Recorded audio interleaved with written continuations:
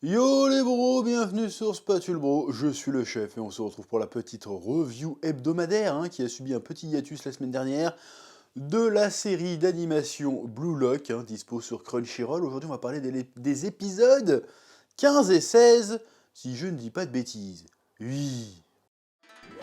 Tu vois ce que je veux dire? C'est débile. Calmos les amis. Ah, j'aime bien ça. Ça, c'est bon, C'est ça. la manière la plus stylée de voler, c'est pas la Superman avec les bras devant, on s'en bat les couilles de ça. Tu fais oh. Et en fait il est éclaté comme film.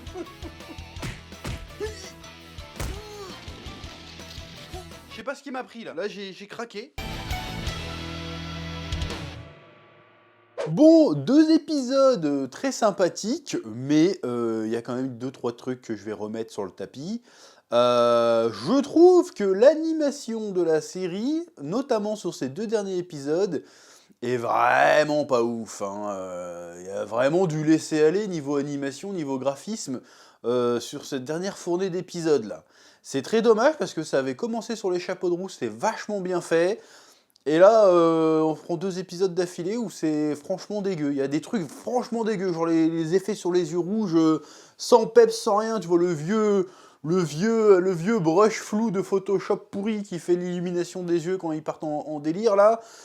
C'était pas très beau, mais mis à part ça, il y avait quand même des petites recherches de mise en scène plutôt sympathiques. Mais bon, là pareil, c'est des effets After Effects qui marchent tout seuls en fait, donc c'est pas vraiment de l'animation, les trucs étaient bien faits, c'était pas vraiment de l'animation.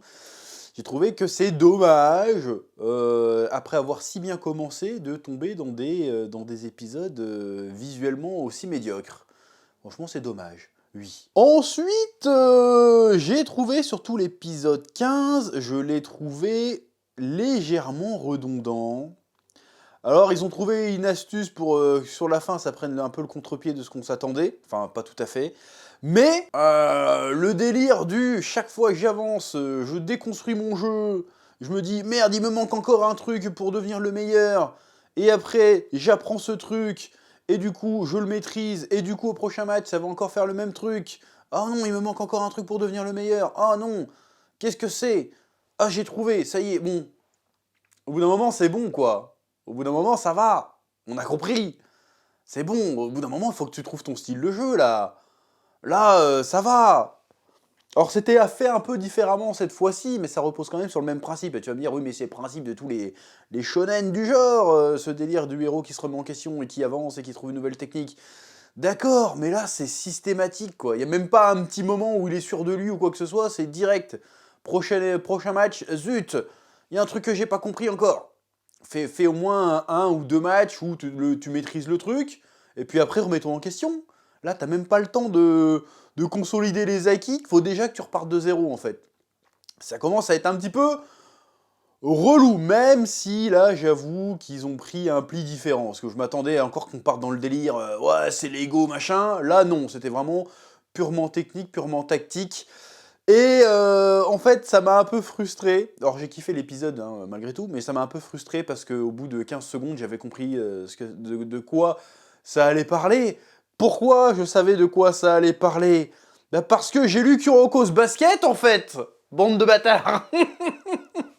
Parce que le Isagi, il court pas vite, il a pas un physique particulier. Ce qui le démarque des autres joueurs, bah c'est sa vision du jeu. Bon, bah je regarde Kuroko's Basket, le Kuroko c'est pareil. C'est-à-dire que le gars, il fait 1m60 et il veut jouer au basket. Il a pas un physique de fou, mais il a une vision de l'espace. Et son deuxième atout, c'est quoi? C'est que le gars arrive à feinter les gens. Et c'est quoi son atout, sa technique spéciale? J'ai oublié comment s'appelait cette technique spéciale dans Kuroko's Basket, mais c'est que en fait, il attend que les joueurs qui le marquent tournent la tête ou tournent le regard, et puis hop, il se glisse dans l'angle mort et il disparaît. Du coup, on a l'impression qu'il se téléporte. Il fait des trucs de prestidigitation un petit peu là pour niquer les adversaires qui font croire qu'il se téléporte, qu'il est méga rapide et tout, alors qu'en fait, pas spécialement, il est juste très très malin.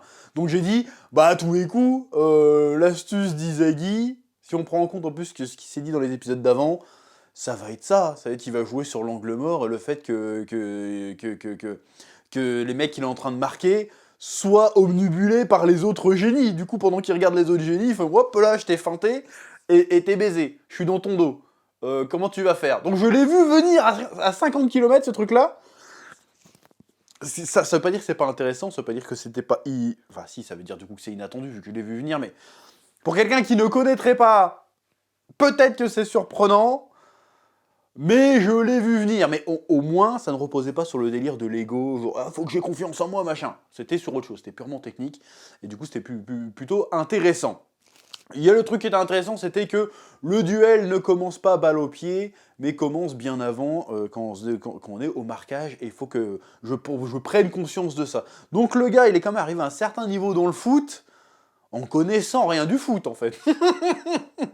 Bon, il faut se mettre d'un point de vue du lecteur, parce que, comme je le dis dans mon livre d'ailleurs, mais je fais même pas exprès de le dire, mais c'est vrai que je le dis dans mon livre, le héros de shonen, c'est un peu l'avatar du lecteur. Donc forcément, si t'arrives et que ton personnage, il est déjà super balèze au foot et qu'il connaît tout, ça va être difficile de faire expliquer au lecteur les différentes composantes du football. Donc forcément, ton héros doit être un petit peu ignare sur les bords, et apprendre des choses pour que le lecteur aussi apprenne les mêmes choses sur l'environnement dans lequel l'histoire se déroule.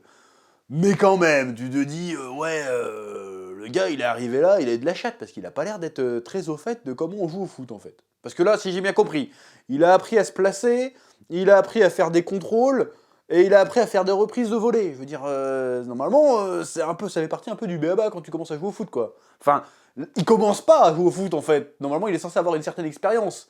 Mais non, là, il a appris à faire de prise de volée que maintenant, quoi. C'est un peu... Bon, ça fait partie du délire, ça fait partie du folklore, on va dire. Mais quand même, oui. Bon, sinon, on a eu un peu plus de focus sur le personnage de Naruhaya, si je me trompe pas. Donc tu vois un peu son background, je crois que c'est à part en mode les autres génies où tu voyais leur background, là tu vois le background, j'aime bien dire background, tu vois le background d'un mec qui a priori n'est pas un génie, hein, et un peu un random comme Isagi à la base. Sauf qu'on se rend compte qu'Isagi c'est pas du tout un random en fait, c'est que son véritable talent c'est son talent d'adaptation en réalité. Enfin bref, et tu vois qu'en fait il vient d'une famille pauvre où les parents sont décédés. Alors, aparté, je vois très souvent ce cliché-là, alors c'est peut-être pas un cliché justement, c'est que les parents sont morts et les enfants restent vivent tout seuls. Tu sais, ils ont pas un oncle, ils ont pas une tante, ils ont pas une grand-mère, rien, ils vivent tout seuls et ils se démerdent. Ils ont tous l'air mineurs en plus, vas-y, on se débrouille, on va taffer et tout. Alors, ça veut dire qu'au Japon, il n'y a pas de... C'est des bâtards au Japon en fait. L'État t'aide pas un petit peu, il n'y a pas de... Y a pas d'encadrement, quoi. Tu peux vivre tout seul, tu te démerdes. La société te laisse en galère. T'as plus de parents, c'est pas grave, t'inquiète. Tu vas aller bosser comme les autres, et tu vas payer ton loyer plein pot. Oh, c'est un peu bâtard quand même. Je trouve ça choquant. Je suis choqué. Voilà, je le dis, je suis choqué. Mais bref, c'est pas le sujet. Donc tu vois qu'il vient de la Zermie, il a une famille nombreuse, il galère et il fait ouais je vais réussir dans le foot comme ça je vais gagner de l'oseille et puis je vais vous sortir de la misère et puis en fait tu te rends compte que malgré toute sa motivation et tout ça bah ça suffit pas et il perd quand même. Et ça c'est un message qu'on voit pas assez souvent dans le genre de shonen, quoique ça se fait de plus en plus, je dis des bêtises, ça se fait de plus en plus quand même, le côté le gars qui a toutes les motivations du monde, qui a bon cœur et tout, mais qui échoue quand même parce que des fois bah, tu peux tout donner et rater quand même. C'est pas ton destin d'être exceptionnel. C'est triste, c'est terrible, mais c'est une leçon importante. Des fois, même quand tu donnes tout, des fois ça suffit pas parce que peut-être que tu t'es trompé de rêve, peut-être que tu n'as pas ce qu'il faut, tout simplement. C'est terrible. Puis quelque part, il reste digne dans la défaite. Au début, il fait genre non mais vas-y, c'est pas peine de t'apitoyer sur mon sort, Isagi, choisis l'autre. L'autre, il est choisi le barreau là. Et puis il se casse, et puis il fait vas-y, accomplis ton rêve, parce que moi j'ai échoué. Puis là il craque, genre comme une merde. Enfin, on peut comprendre, hein, parce que du coup, a priori, s'ils se perdent au bloc, ils seront jamais footballeurs professionnels. Voilà, donc son rêve est mort. Mais cette partie-là est intéressante. Il y a le côté, parce qu'en fait, vu qu'on sait que des matchs de foot, tu peux pas vraiment faire genre oh non, il est mort ou machin. Tu peux pas faire une Rock Lee en mode oh non, il pourra plus devenir ninja. Enfin, quoi que si, en fait, c'est carrément une Rock Lee ce que je raconte en fait. Donc ouais, c'est vraiment une Rock Lee. Je dis de la merde, des fois ça arrive, oui. Bon, malgré ça, je sonne un peu aigri, je me rends bien compte, j'ai quand même kiffé l'épisode. J'étais quand même pris dedans, même si, bon, au bout d'un moment, ça devient un petit peu cousu de fil blanc, cette histoire. Mais ça reste cool. Et ensuite, on arrive à l'épisode 16, si je me trompe pas. Alors, cet épisode était un petit peu... Bon, il était sympathique, mais c'était un petit peu un épisode un peu en transition. C'est-à-dire, vas-y, il s'est passé ça, on va focus un peu sur les autres personnages. C'est Kamago, je crois qu'il s'appelle Kamagi. Kamagi, Shiraya et... Shiraya? Non, on dirait qu'il dit Jiraya. Non, comment il s'appelle? Le mec aux cheveux roses et le mec qui ressemble à Ichigo Kurosaki, qui ont réussi à passer la première partie, donc qui se retrouvent à devoir trouver un troisième larron, et qui choisissent de prendre Reo, qui était, ou Léo plutôt, hein, j'imagine que ça se prononce comme ça, qui était le binôme de Nagi, mais Nagi a préféré partir avec Isagi, et du coup il se retrouve avec Baro. Et donc il y a une espèce de scène, bon je pense que ça se voulait plus ou moins fanservice, mais je suis pas sûr qu'il y ait beaucoup de gonzesses qui regardent Blue Lock en vrai sans vouloir faire le rire patriarcal, mais t'as compris ce que je veux dire, à mon avis, bon c'est un truc de foot quoi, sans vouloir faire genre, oui bon... Ils ont voulu faire une séquence un peu fanservice où ils sont dans des bains et tu les vois à moitié à poil dans des poses un peu lascives, un petit peu machin. Bon, pourquoi pas hein, moi, évidemment, je suis pas client de ce genre de choses, mais bon, j'imagine qu'il y a un public qui s'appelait, hein, j'imagine. Mais en vrai, j'étais là, ouais, enfin, t'aurais pu faire la même scène. Ils sont en train de boire un café, c'était pareil. Pourquoi tu les fous à poil dans l'eau? C'était un peu chelou comme délire, mais bon. Pourquoi pas? Et en fait, c'est là qu'ils posent un peu à plat leur grief en disant ouais, comment ça se fait que t'es là? Oui, mais parce que j'ai perdu. Et puis en fait, comment il s'appelle? Bashira s'est barré avec les autres. Du coup, je me suis retrouvé comme un con derrière. Voilà. Et du coup, bah, vas-y, on va s'affronter en fait. Et là, on va avoir un match très intéressant. Parce que là, ça va être un peu le combat fracticide.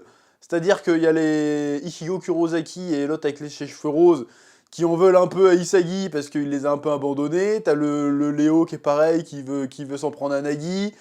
Ils ont tous... Le match sera un peu plus chargé que j'ai envie d'aller plus loin. Il y a quand même un petit grief, même si ça reste plus ou moins amical quand même. Il y a quand même un autre enjeu derrière pour les personnages qui peut être très sympa. Donc j'ai franchement hâte de voir le prochain match. Mais globalement, cet épisode-là a été un peu... Si on en apprend un peu plus sur le personnage de Baro, alors on n'a pas son origin story encore, on va certainement la voir, mais on apprend que le gars est hyper maniaque, c'est rigolo, et puis on apprend aussi que le gars est vraiment hyper déterminé, il se tape des putains d'entraînements de bâtard, il dit ouais, vous n'arriverez pas à suivre mon rythme et tout parce que moi je suis trop focus, venez, je suis en train de faire mon propre entraînement, revenez me voir dans 40 minutes et je pourrai jouer avec vous les nuls.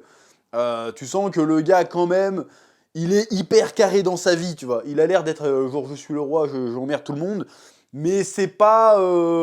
disons que le gars met les actions derrière. Il est pas juste en mode je suis le meilleur, niquez vos mères, c'est non, je bosse plus que vous, je suis plus carré que vous, donc je suis le meilleur, donc vous me devez obéissance et respect, bande de merde. Voilà, j'ai envie de dire pourquoi pas de voir ce genre de personnage, pas juste les mecs qui sont au-dessus des autres parce que vas-y, le destin a décidé que je flottais au-dessus de la mêlée et que je faisais caca sur tout le monde. Non, là, tu sembles avoir un mec qui est probablement parti de très loin. C'est ce que je ressens avec le personnage, je trouve que c'est pas ça, sauf que le gars était bon de base, j'en sais rien. Mais en tout cas, qui se tue à la tâche, qui est vraiment ultra déterminé. Donc ça, je trouve ça plutôt intéressant de voir ça aussi. Voilà. Mais à part ça, l'épisode 16 était un peu en dessous, je trouve. Mais il annonce des choses qui peuvent être sympathiques. Voilà. Donc je suis très curieux de voir à quoi va ressembler, qui va passer à l'étape supérieure et à quoi va ressembler cette fameuse équipe finale. Parce que là, il va y avoir du très très lourd. En tout cas, bon, pronostic. Je fais des pronostics, ouais, comme si c'était des matchs de foot. Je me dis que là, on va avoir un match avec quasiment que des génies. À part Isagi, tu vois, et le Léo, là. Donc j'imagine que c'est ces deux-là qui vont faire la différence, en fait. Bon, déjà, on voit quand le match commence, tu vois qu'il y a le... Comment il s'appelle? Il y a Ichigo qui bloque Baro. T'as le mec aux cheveux roses qui court trop vite pour Nagi. Donc tu te dis, ah, ça va jouer entre les deux randoms. Ça va forcément jouer entre les deux randoms. Et ça va être intéressant. Ça va être le délire de nous ne sommes pas des génies, donc nous pouvons faire la différence quand la somme des forces est tellement annulée. Ce qui fait la différence, c'est les petites forces qu'il y a derrière autour qui peuvent faire la différence. Donc ça peut être cool, ça peut être intéressant. Donc bref, on a eu 2 épisodes très sympathiques au graphisme un peu douteux, ce qui est un peu dommage. Mais voilà, ça restait plutôt sympathique et je suis très curieux de voir où ça va nous mener cette fin de saison de Blue Lock, parce qu'il ne nous reste plus beaucoup d'épisodes. Voilà, c'est à peu près tout ce que j'avais à dire. Donc comme d'habitude, petit pouce bleu, petit commentaire pour la passion, et à très bientôt sur Spatule Bro pour de nouvelles aventures. Oui.